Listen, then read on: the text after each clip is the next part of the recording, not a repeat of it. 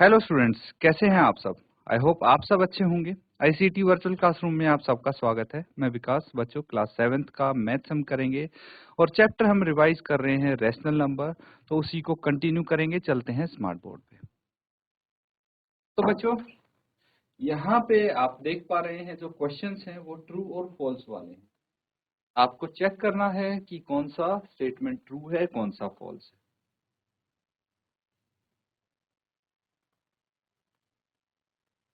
तो अगला देखिए, यहीं से हम कंटिन्यू करेंगे जहां पे लास्ट सेशन में हमने छोड़ा था। 48 स्टेटमेंट है, 0 इज अ रैशनल नंबर। क्या ये ट्रू है? बिल्कुल, ये ट्रू है। जैसे आपको बोला जाता है हर एक इंटीजर एक रैशनल नंबर है ना। उसी तरह से 0 भी एक रैशनल नंबर है, लेकिन वो ना ही तो पॉजिटिव रैशनल नंबर है, ना ही नेगेटिव रैशनल नंबर है। समझ में आ रहा है? इसको भी आप नोट कर सकते हैं। और उसी के साथ next question, every integer is a rational number but every rational number need not to be an integer. क्या ये बात सही है? अभी इसी के बारे में बात कर रहे थे हम कि हर एक इंटीजर जो होता है वो रैशनल नंबर हो सकता है। जैसे 0 रैशनल नंबर, 1 है रैशनल नंबर, -1 रैशनल नंबर है, लेकिन हर एक रैशनल नंबर इंटीजर नहीं हो सकता। ठीक है, ये चीज आपको यहाँ पे समझनी है। ठीक है, इसको भी नोट करेंगे बच्चों। कैसे? देखिए, जैसे यहाँ पे आपको दिया है 6/3 क्या है? रैशनल नंबर दिख रहा है आपको? ये एक इंटीजर भी है ना। 2 ये एक इंटीजर है, लेकिन हर एक रैशनल नंबर इंटीजर नहीं होगा। ये इंटीजर तो रैशनल नंबर हो सकता है, लेकिन अगर मैं बात करूं कि भाई 6/7 ये एक इंटीजर नहीं है, ये खाली रैशनल नंबर है। तो हर रैशनल नंबर इंटीजर हो ये जरूरी नहीं है, लेकिन हर इंटीजर रैशनल नंबर होता है, ये तो आपको पता है। तो इसको भी आप नोट कर लेंगे। और उसी के साथ नेक्स्ट क्या है, every negative integer is not a negative rational number. क्या ये सही है कि हर एक नेगेटिव इंटीजर जो होता है वो नेगेटिव रैशनल नंबर नहीं होता? बिल्कुल ये फॉल्स होगा स्टेटमेंट बच्चों, क्योंकि आपको पता है हर एक इंटीजर रैशनल नंबर होता है। तो जैसे हर एक positive integer positive rational number होता है, उसी प्रकार से हर एक negative integer negative rational number होता है। समझ में आता है? चलिए नोट डाउन करेंगे इसको।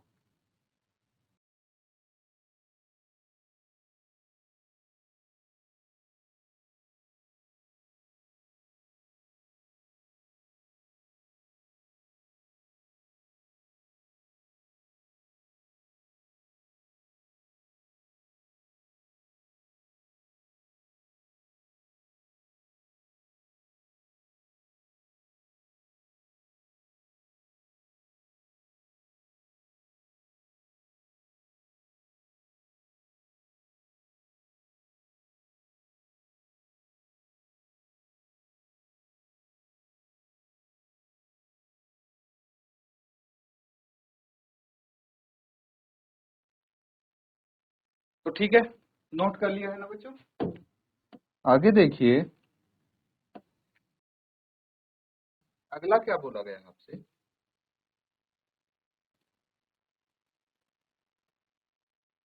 If P/Q is a rational number, P/Q एक रैशनल नंबर है अगर, and M is non zero integer, M एक नॉन जीरो इंटीजर है, then P/Q is equal to P into M upon Q into M। क्या ये सही है, सत्य है? तो इसमें ऐसा बोला गया है कि P/Q एक रैशनल नंबर है और M कोई इंटीजर है। तो मैं P को M से मल्टीप्लाई करता हूँ, Q को भी M से मल्टीप्लाई करता हूँ।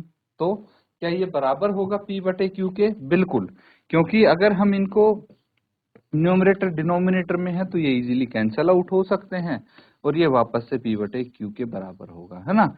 इसीलिए ये स्टेटमेंट ट्रू होगा, इसको हम ट्रू लिख सकते हैं। अगला है, if P/Q is a rational number and M is non zero common divisor of P and Q। ठीक है, M क्या है? नॉन जीरो कॉमन डिवाइजर है P और Q का। तो P divided by Q and M divided by Q divided by M और P divided by M क्या है, ये P बटे Q के बराबर होंगे। बिल्कुल सही जवाब है ये।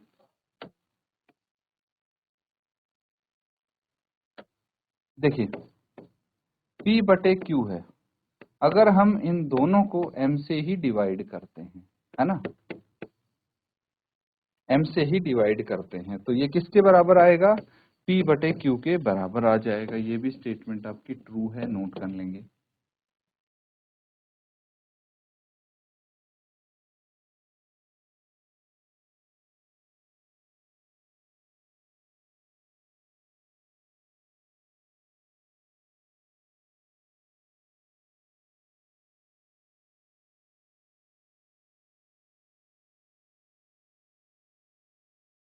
ठीक है, नोट हो गया है। चलिए नेक्स्ट क्वेश्चन है, in a rational number denominator always has to be non zero integer. कोई रैशनल नंबर है, वहां पे डिनोमिनेटर हमेशा एक नॉन जीरो इंटीजर होगा, ट्रू या फॉल्स। तो ये ऑफ कोर्स ट्रू होगा, क्योंकि सबसे पहले ही हमने डिस्कस किया था कि अगर P बटे Q कोई रैशनल नंबर है, वहां पे Q बराबर है जीरो नहीं होना चाहिए, है ना, Q is not a zero. और P और Q क्या है, P and Q are integers, integers हैं, लेकिन Q जीरो के बराबर नहीं होना चाहिए, तो वो रैशनल नंबर कहलाएगा। तो ये जो स्टेटमेंट यहाँ पे बोली गई है, बिल्कुल ये ट्रू है स्टेटमेंट। ठीक है, अगला देखिए, if P upon Q is a rational number, अगर P upon Q rational number है and M is a non zero integer, M क्या है, नॉन जीरो इंटीजर है, तो इसने बोला है P अपॉन Q एक रैशनल नंबर है और M नॉन जीरो इंटीजर है, तो P into M upon Q into M, ये तो इसके P बटे Q के इक्वल आएगा। लेकिन यहाँ पे बोल दिया है कि ये इक्विवेलेंट नहीं है P अपॉन Q के, तो ये तो फॉल्स होगा, है ना, क्योंकि इससे पहले हमने यही स्टेटमेंट पढ़ी थी कि भाई ये तो इसके इक्वल होता है, इक्विवेलेंट होता है P बटे Q के, कौन सा, P into M upon Q into M. तो यहाँ पे ये स्टेटमेंट कॉन्ट्राडिक्ट हो जाती है, इसीलिए इसको फॉल्स स्टेटमेंट बोलेंगे, नोट कर लेंगे। इसी के साथ एक और क्वेश्चन देखिए। ठीक है, यहाँ पे बोला है sum of two rational number is always a rational number. ये एक फंडामेंटल प्रॉपर्टी अंडर क्लोजर आती है कि दो रैशनल नंबर को अगर हम जोड़ेंगे, सम करेंगे, तो हमेशा उनका सम एक रैशनल नंबर आएगा। फॉर एग्जाम्पल 1/2 प्लस 3/5, इन दोनों को ऐड कर देंगे, कितना आ जाएगा, 10, इनका एलसीएम आ गया, 2 5 10, 5 आ गया, 3 इंटू 2 6, 11/10 क्या है, रैशनल नंबर है। तो ये स्टेटमेंट भी आपकी ट्रू हो जाएगी, नोट कर लेंगे बच्चों इसको भी। ठीक है, तो ये तीनों क्वेश्चंस नोट कीजिए।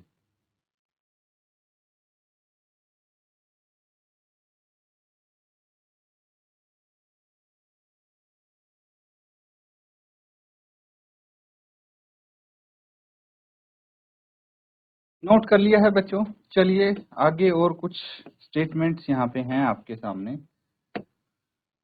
जिनको आपको ध्यान रखना है।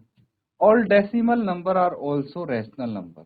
ठीक है, ये अगर आपसे क्वेश्चन अभी क्लास 7th में पूछा जा रहा है, तो आप लिखेंगे ट्रू। ठीक है, ये ट्रू हो जाता है कि all decimal numbers are rational number, because आपने फिलहाल नॉर्मल डेसिमल नंबर्स के बारे में पढ़ा है। जब आप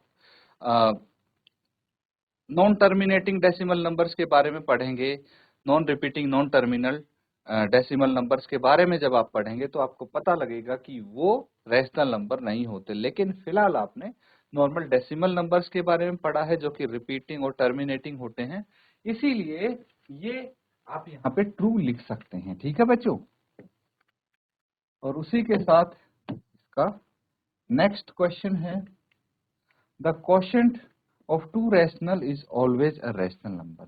दो रैशनल नंबर का जो क्वोशिएंट है वो बिल्कुल हमेशा रैशनल नंबर होगा।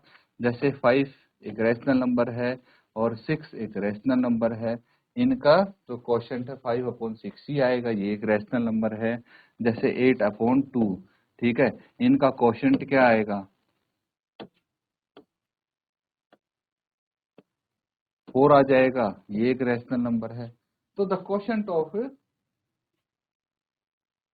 To rational number is always rational number, ठीक है। और यहाँ पे बोला गया है every fraction is a rational number. बताइए क्या ये ट्रू है?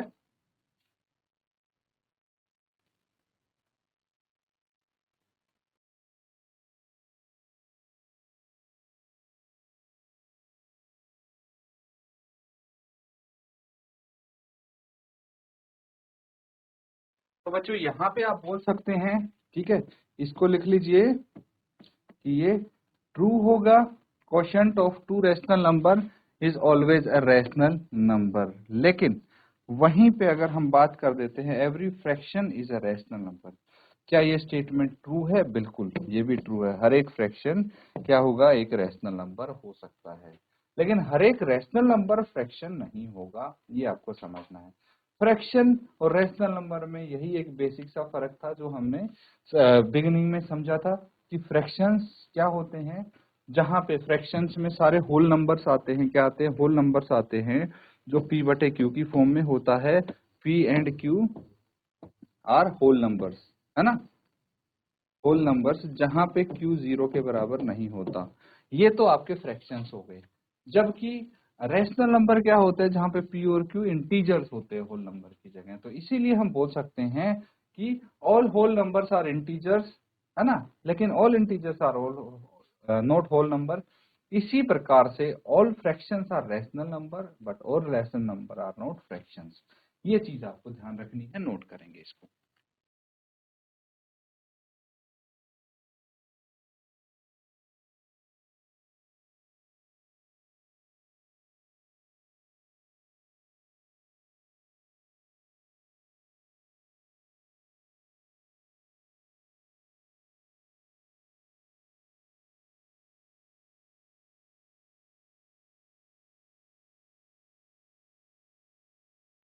ठीक है बच्चों, इस तरह से काफी बेसिक क्वेश्चन आपके सामने हैं ये।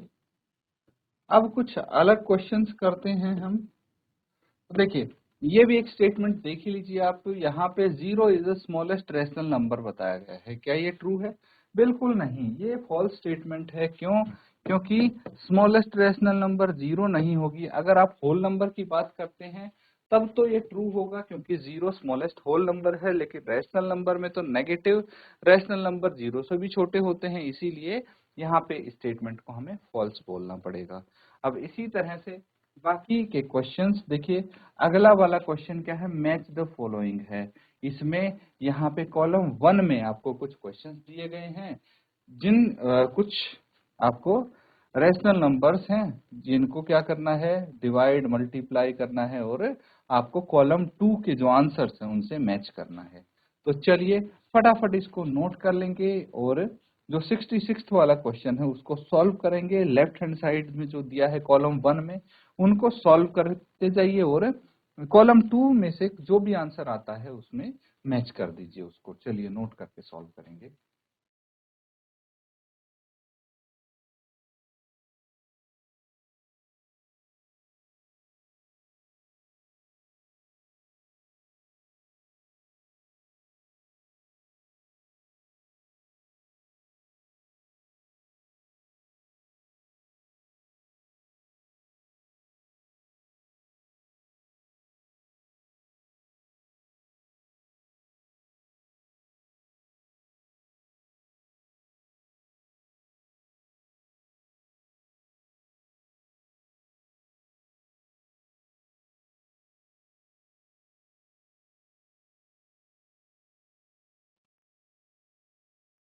ठीक है बच्चों, नोट कर लिया सबने?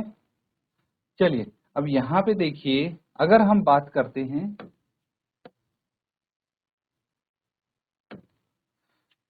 पार्ट 1 की,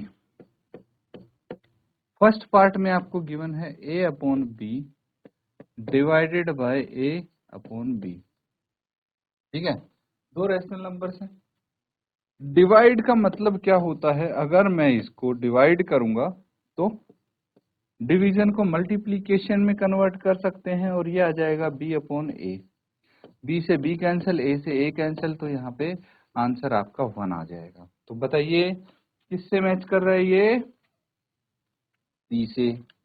ठीक है, इसी प्रकार से अगर आपके सामने है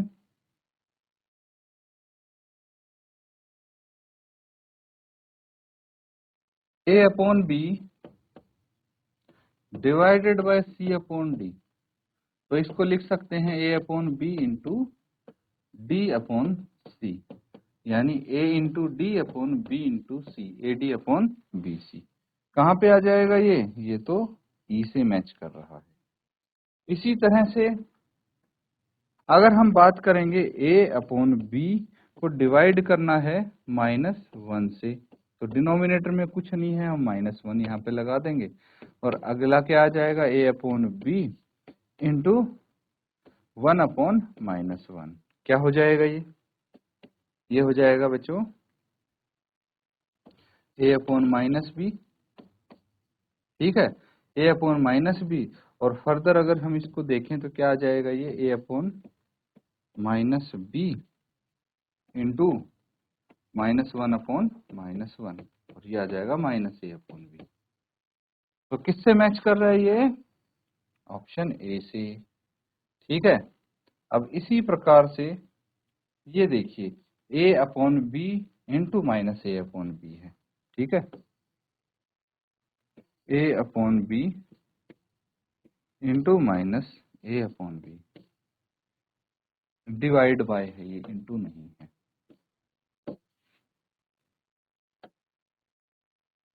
ठीक है, तो ये हो जाएगा a upon b into b upon -a, यानी इसको इससे काट देंगे और इसको इससे, तो क्या बच जाएगा? -1 आपका सीधे सीधे आंसर बच जाएगा, ये हो जाएगा।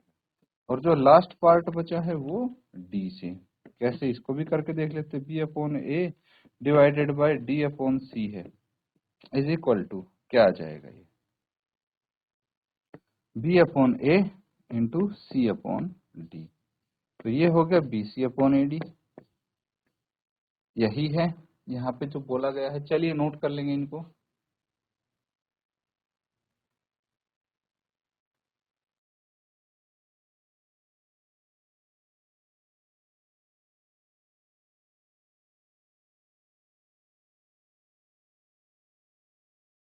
ठीक है बच्चों, अगला सवाल देखिए क्या बोला गया है यहाँ पे। Right each of the following rational numbers with positive denominators. तो यहाँ पे कुछ रैशनल नंबर्स दिए हैं, इनको पॉजिटिव डिनोमिनेटर्स के साथ लिखना है। चलिए यहाँ पे कर लेते हैं हम, काफी आसान है। 5 अपॉन -8 है ना। अब इसका जो डिनोमिनेटर है वो नेगेटिव इंटीजर है, हमें पॉजिटिव करना है, तो -1 अपॉन -1 से मल्टीप्लाई कर देंगे, ये आ जाएगा -5, और -1 इंटू -8 आ गया +8, हो गया पॉजिटिव डिनोमिनेटर, है ना। इनको तो इजी है। अब 15 अपॉन -28 है, अगेन -1 अपॉन -1 से मल्टीप्लाई कर देंगे, कितना आ जाएगा? -15 अपॉन 28, पॉजिटिव है। फिर -17 अपॉन -13 इंटू -1 अपॉन -1, कितना आ जाएगा? 17 अपॉन 13 है, बिल्कुल सिंपल, नोट करेंगे।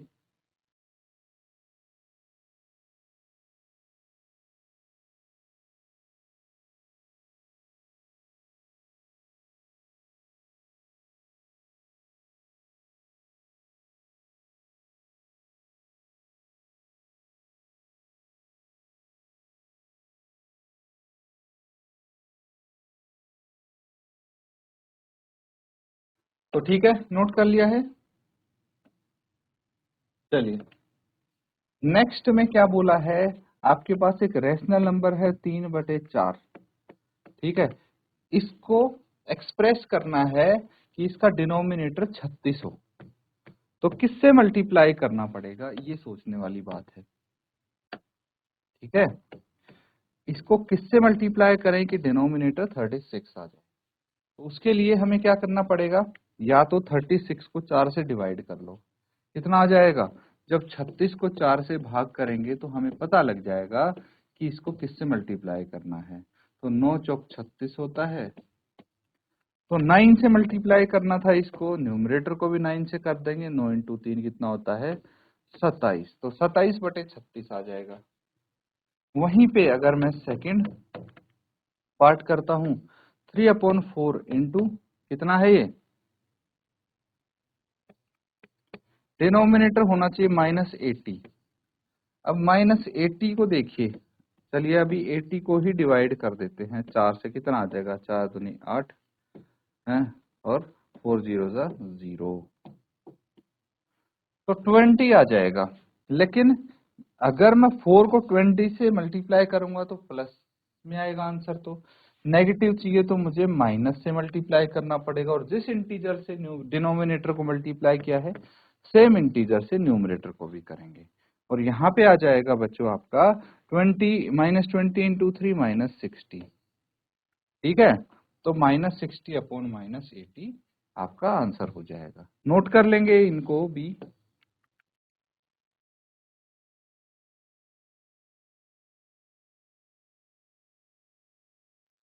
ठीक है, अगला सवाल देखिए। अब ये और इजी है। यहाँ पे क्या बोला गया है? इनकी लोवेस्ट फॉर्म में लिखना है, -60/72। आप या तो छोटे नंबर से शुरू कर दीजिए या फिर इनका हाईएस्ट कॉमन फैक्टर जो होता है उससे दोनों को डिवाइड कर दीजिए। देखिए एक बार मैं दोनों करके दिखाता हूँ। 60 डिवाइडेड बाय 12, HCF इनका 12 है। 60 divided by 12 and 72 divided by 12। Same number से करना है डिवाइड, आपको ये ध्यान रखना, मतलब जो न्यूमरेटर और डिनोमिनेटर का HCF हो।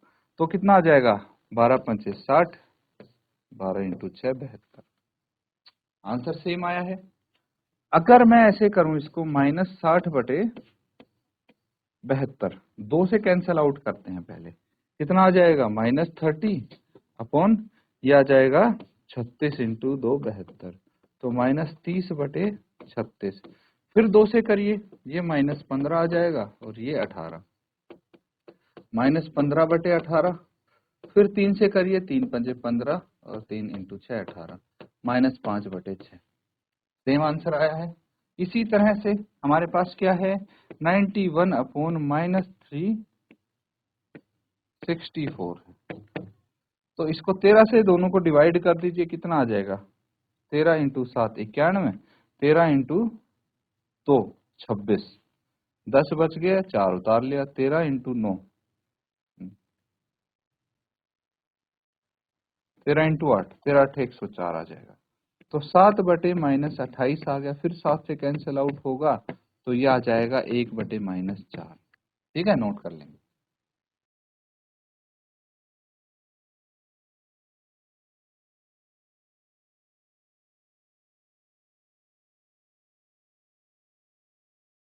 बच्चों जो क्वेश्चंस हमने यहाँ पे रिवाइज किए हैं उनको एक बार घर पे भी आप जाके देख लीजिएगा। इसी के साथ आज का सेशन एंड करते हैं। Thank you and have a nice day.